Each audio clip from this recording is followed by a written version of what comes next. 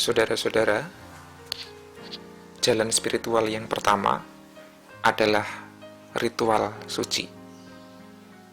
Dalam kekristenan, ritual itu terutama berfokus pada kegiatan yang disebut dengan ibadah. Kata ibadah memang diambil dalam bahasa Ibrani, avoda, yang berarti mengabdi atau menyembah.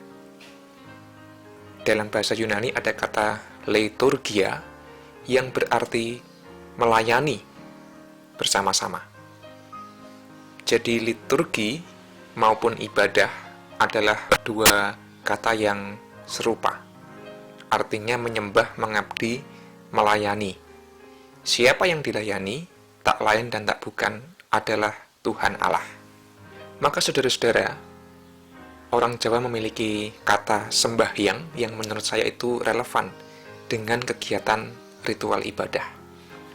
Karena dalam setiap ibadah, memang umat melakukan sembahyang, menyembah kepada Sang Hyang, menyembah kepada Allah. Maka sikap pertama yang harus ada dalam diri kita semua yang terlibat dalam ibadah adalah sikap menyembah, sikap hormat. Patrap ingkang ajrih asih dumateng Gusti. Awit nalika kita ngibadah, ateges kita ngabekti, kita manembah dumateng Gusti Allah. Hal ini mengingatkan saya pada sebuah pemikiran yang diungkapkan oleh seorang pemikir Eropa bernama Søren Kierkegaard, yang mengatakan bahwa dalam ibadah Kristen, pelakunya adalah semua orang yang terlibat dalam ibadah, terkhusus adalah umat. Pelaku ibadah adalah umat yang melayani bersama-sama, yang berliturgi. Perhatikan, dalam ibadah Kristen, umat bukanlah sekadar peserta atau penonton. Meskipun sekarang seringkali kita ikut dalam ibadah daring atau online, namun ibadah yang sejati sebenarnya kita sebagai umat tidak sekadar menonton, namun kita terlibat dalam drama ibadah itu dari awal sampai akhir. Søren Kierkegaard melanjutkan, para petugas ibadah, liturgos, lektor, pengkhotbah, pemusik, penyanyi dan sebagainya itu adalah semacam sutradara atau semacam director yang mengarahkan, yang memandu, yang mengolah agar seluruh ibadah itu berlangsung dengan baik. Jadi, pelayan ibadah bukanlah penampil. Pelayan ibadah bukanlah aktor utama. Pelayan ibadah adalah pelayan yang mengarahkan, yang memandu supaya umat bisa manembah dumateng Gusti Allah. Baru yang terakhir adalah yang menonton, yang menyaksikan, yang menikmati adalah Tuhan Allah sendiri. Nah, itu logika ibadah yang benar menurut Søren Kierkegaard. Umat adalah aktor utamanya, ikut bernyanyi, ikut berdoa, ikut berdiri, ikut melakukan gerakan-gerakan tertentu misalnya, ikut dalam perjamuan. Para pelayan ibadah itu adalah pihak-pihak yang menyutradarai atau mengarahkan atau memandu supaya jalannya ibadah berlangsung dengan baik demi umat bisa menghayati Allah. Dan yang menonton adalah Allah. Nah, seringkali yang dialami atau yang dipahami oleh umat Allah itu terbalik kan?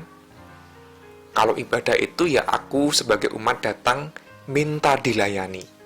Atau aku sekadar menonton, ono sing nyanyi, ono sing main keyboard, ono sing khotbah, ono sing maca Alkitab, lektor itu, pokoknya aku gur nonton, gur pasif, gur meneng. Itu salah kaprah yang pertama. Salah kaprah yang kedua, kalau aku jadi pelayan ibadah itu berarti aku sedang tampil, aku sedang ditonton oleh jemaat. Maka aku akan tampil sebaik mungkin demi dilihat dan demi ditonton oleh jemaat. Nah, itu kesalahkaprahan sebenarnya. Lalu Tuhan Allah ditempatkan sebagai sosok yang memberi, yang harus melayani aku, yang harus memenuhi kebutuhanku sebagai umat. Nah, itu kan kebalik. Yang betul adalah sebaliknya. Umat melayani bersama-sama, dipandu oleh para pelayan ibadah, dan semua itu dipersembahkan kepada Allah yang menyaksikan ibadah kita, yang menikmati penyembahan kita. Karena kita semua sebagai umat adalah aktor yang berperan dalam ibadah, maka mari kita juga memainkan peran itu dengan baik. Menawi dipun ajak ngitung nggih nderek ngitung, menawi liturgus ngendika mari kita berdoa, ya kita ikut berdoa. Menawi nembe maos kitab suci nggih kita nyimak kanthi sae. Bahwa para petugas itu punya kekurangan, kelemahan, kesalahan, ya tidak apa-apa, wong namanya juga manusia. Namun kita harus ingat bahwa kita tidak sedang sekadar menonton apalagi menghakimi, tetapi kita semua adalah orang-orang yang sedang bersama-sama melayani Tuhan dengan kelebihan dan dengan kekurangan masing-masing. Dengan begitu kita bisa saling mendukung. Kalau ada kesalahan, ya kita memberikan masukan tanpa harus menjatuhkan. Bagaimanapun kita perlu saling memotivasi, saling mengapresiasi demi ibadah yang semakin baik ke depan. Nah, saudara-saudara, dari kata ibadah maupun liturgi kita menjadi paham bahwa ketika sedang beribadah, berliturgi, kita sedang melayani Allah. Kita bernyanyi untuk mengungkapkan iman kita kepada Allah. Nyanyian bisa berisi puji-pujian, bisa berisi pengakuan dosa, bisa berisi kesediaan untuk diutus, dan lain sebagainya, dan lain sebagainya. Ketika saya berdoa, saya juga menyembah Allah. Meskipun dalam doa kita mengungkapkan permohonan-permohonan kepada Allah. Dan seterusnya, dan seterusnya. Nah, ada interaksi antara umat dengan Allah dalam ibadah.